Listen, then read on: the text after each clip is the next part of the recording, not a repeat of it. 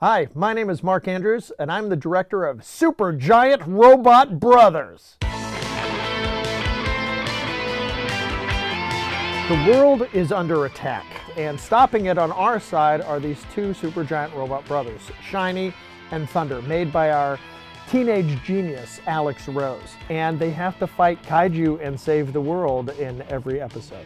The story is really about this family that have sibling rivalries all the time. That comedy action element was super attractive to me as a storyteller and a filmmaker. I've been in animation my entire life, and I was directing on Brave. And the Oscar goes to Brave, Mark Andrews and Brenda Chapman. We got an Academy Award and it turned out great, but the process of not being in context in animation, I had this epiphany. There's got to be a way to get that real-time flavor of making the movie in live action and the control that I have in animation and put them together. At Real Effects, we had actually been talking about working in a virtual production pipeline for a while, and we were already playing in the Unreal Engine. So when Mark approached us and said he wanted to make this in a virtual production pipeline, we got extremely excited. We all did a test together.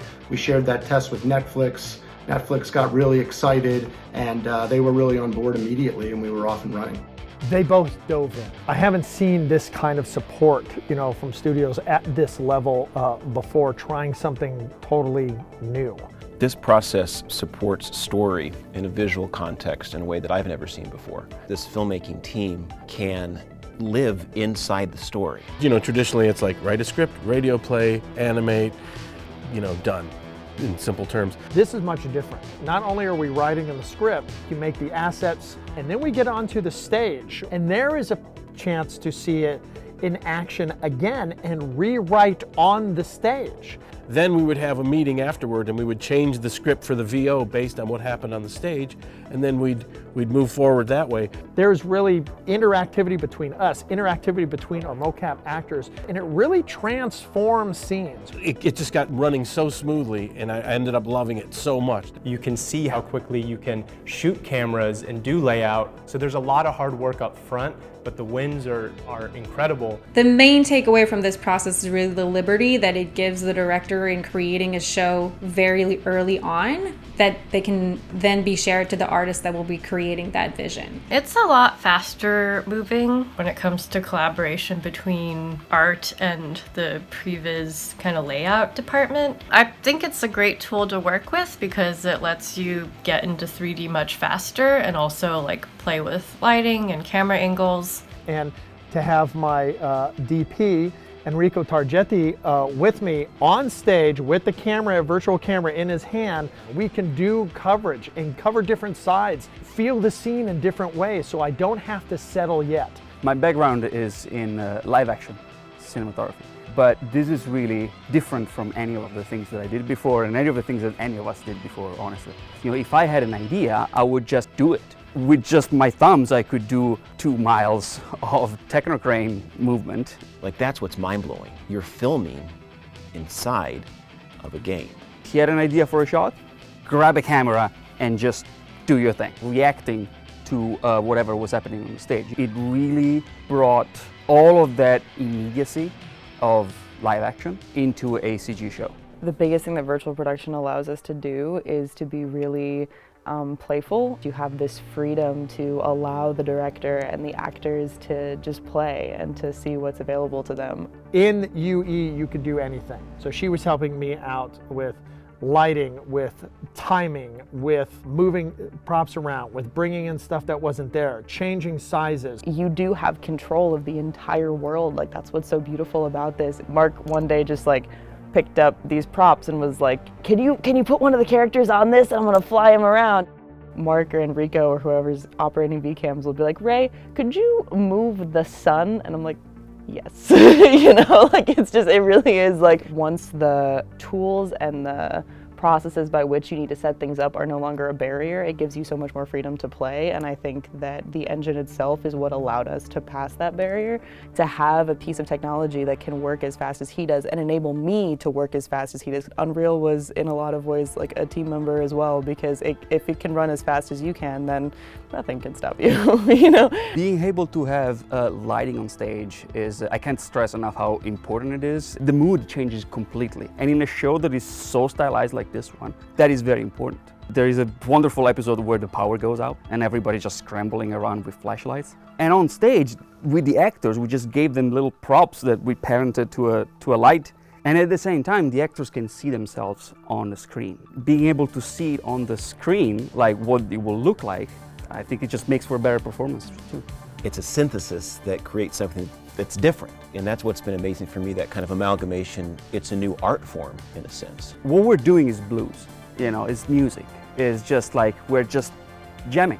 We come out with 12 hours of recordings, and our editors will find a symphony in there.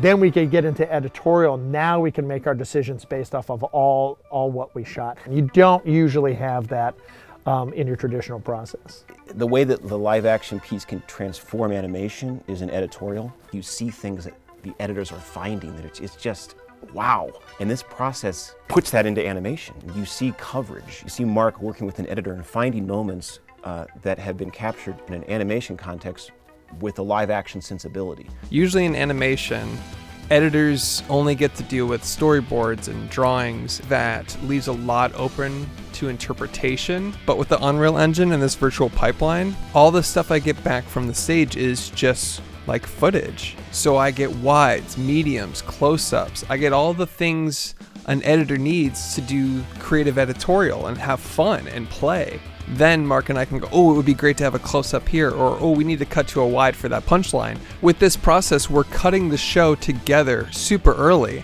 and then animation, lighting, and effects and all that is just icing on the cake. I get all the context of camera moves, of editing language, and that's all solved before it goes off into your traditional animator process. In a way, when you are doing VCAM, you are doing live action. You are not doing 3D. What you are shooting, it's actually preparing the work for the animators. We're able to give them a lot of context very quickly, give them really fun and interesting cameras to work with, and then they're still given freedom to go and do their thing and to animate. And as an artist, that's always what you want, is being able to put a little bit of yourself in there. So to have that base already kick off, they can now get to what are those choices of those characters? What is that entertainment value, right? How do they find even more funny? We actually get to make like decisions and choices, and people are really bringing their A game to that and really having a good time. And the mocap is there to help, and if you do want to use it, or you're like, oh, I'm not sure what to do for this shot, you go, oh, okay, well, I have all of this information, and it saves so much time and effort. You got to realize when you're animating stuff, you construct all that fake stuff, every hand gesture, every head movement, all this like incredible tedious stuff.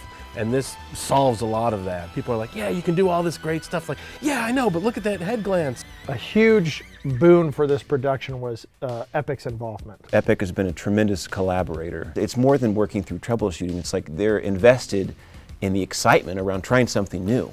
Not only from a technical side, but just an insight to the game engine and making it do things that they hadn't designed it to do. We couldn't do this without having a partner like Epic backing us up on this, because nobody's done this before. Nobody's done it at this scale before. A full animated series, all in engine.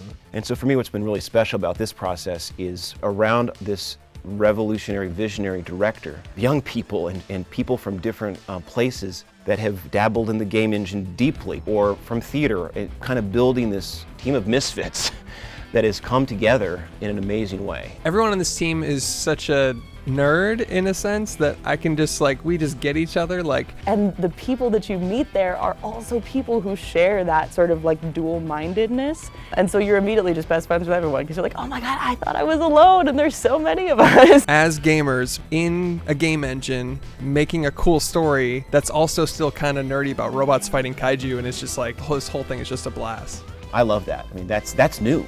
Like, what's that going to look like? What's that going to feel like? How's an audience going to react to an animated series that has this live action vibe and energy and momentum to it?